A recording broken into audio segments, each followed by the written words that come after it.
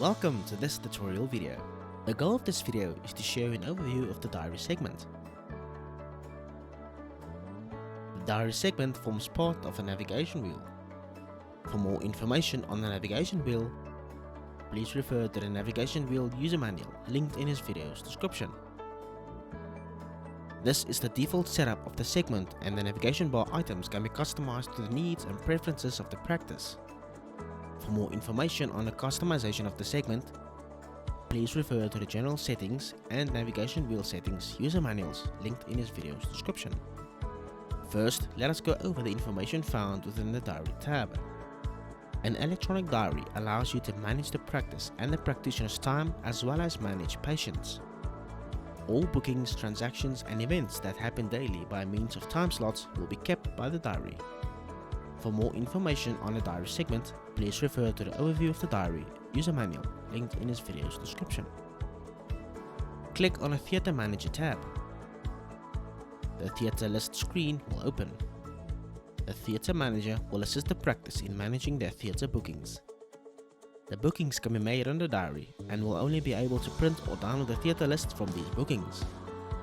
For more information on the Theatre Manager, please refer to the overview of the diary user manual linked in this video's description.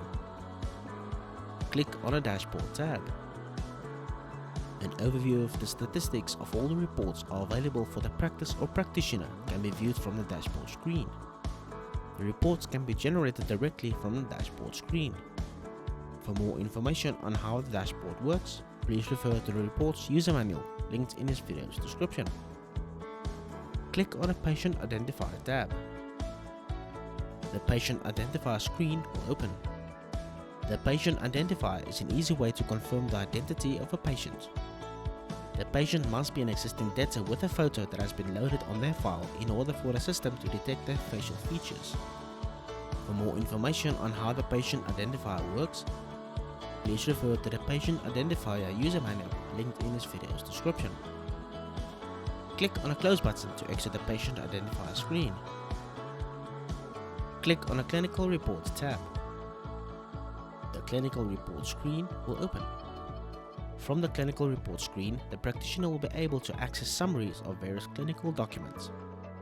For more information on how the Clinical Reports works, please refer to the Clinical Reports user manual linked in this video's description. Click on the Hospital Rounds Management tab. The Hospital Rounds Management screen will open.